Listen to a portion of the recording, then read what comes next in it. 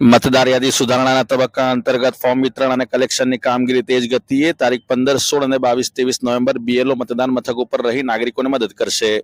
ચૂંટણી પંચ દ્વારા ઓક્ટોબર મહિનામાં જાહેર કરાયેલા મતદાર યાદી ખાસ સઘન સુધારણા કાર્યક્રમ અંતર્ગત હાલ વડોદરા જિલ્લામાં બે તબક્કામાં કામગીરી ચાલી રહી છે. બીએલઓ દ્વારા ઘેર ઘેર જઈ મતદાર યાદીના ફોર્મનું વિતરણ કરવામાં આવી રહ્યું છે.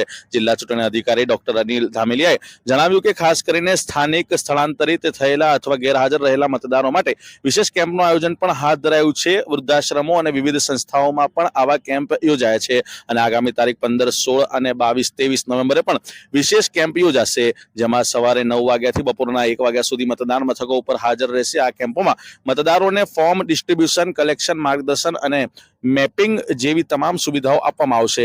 નાગરિકો બીએલઓની મદદથી મેપિંગ અને લીકિંગ કરાવી શકશે. હાલના તબક્કે ફોર્મ વિતરણની કામગીરી લગભગ પૂર્ણ થઈ ગઈ છે અને હાલ જે ફોર્મ છે તે પણ વિતરણ થઈ રહ્યા છે અને કલેક્શન તથા ફોર્મ અપલોડની પ્રક્રિયા પણ સાથે સાથે શરૂ થઈ ગઈ છે. બીએલઓની સુવિધા માટે તમામ વિસ્તારોની મતદાર યાદીની સોફ્ટ કોપી તથા એક્સેલ શીટ ઉપલબ્ધ કરવામાં આવી છે, તેથી સર્ચ સુલભ બને. બીએલઓ અને સુપર બીએલઓ પ્રોએક્ટિવ રીતે ઓનલાઈન તથા ઓફલાઈન સર્ચ અને સહાયતા કામગીરી કરી રહ્યા છે. જે મતદારોને કોઈ પણ પ્રકારની સહાયતા જરૂરી હોય તેઓ પોતાના વિસ્તારના બીએલઓનો સંપર્ક કરીને મદદ મેળવી શકે છે. આ અંગે જે જિલ્લા ચૂંટણી અધિકારી અને વડોદરાના જિલ્લા કલેક્ટર અનિલ ધામેલિયાએ પ્રતિક્રિયા આપતા શું જણાવ્યું તે સાંભળો. સ્પેશિયલ ઇન્ટેન્સિવ રિવિઝનની કામગીરી 28મી ઓક્ટોબરે જ્યારે ઇલેક્શન કમિશન ઓફ ઇન્ડિયાએ જાહેરાત કરી ત્યાર પછી ચાલુ કરેલી છે.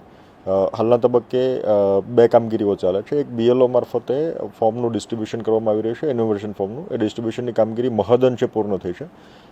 જે સ્થાનિકે સ્થળાંતરિત થયેલા હોય અથવા જે લોકો ત્યાં ઉપલબ્ધ નથી, એ કિસ્સાની અંદર આપણે સ્પેશિયલ કેમ્પનું પણ આયોજન કરેલું હતું. વૃદ્ધાશ્રમ અને અલગ અલગ સંસ્થાઓની અંદર પણ આપણે કેમ્પનું આયોજન કરેલું હતું.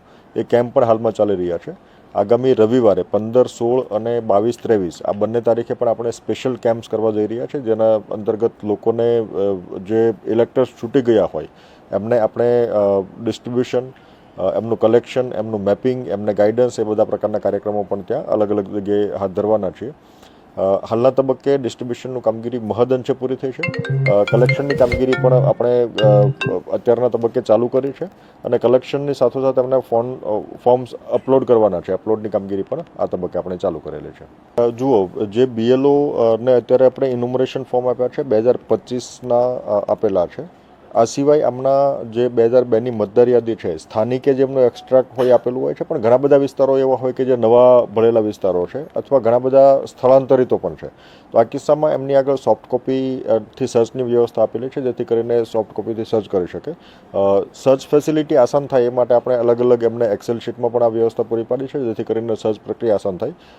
બીએલઓ મારફતે પણ સુઓ મોટો બીએલઓ પ્રોએક્ટિવલી સર્ચની પ્રક્રિયા પણ હાથ ધરે છે અને એમને ઓનલાઈન પણ કરીએ છીએ અને સાથોસાથ આપણે ઓફલાઈન પણ એમના ઈઆર રોલની અંદર લખે છે. ઇલેક્ટર્સ દ્વારા ભરવાનું હોય છે, પણ બીએલઓ મારફતે જે પણ સહાયતાની આવશ્યકતા હોય એ આવશ્યકતા પણ એમને સહાયતા પૂરી પાડવામાં આવશે.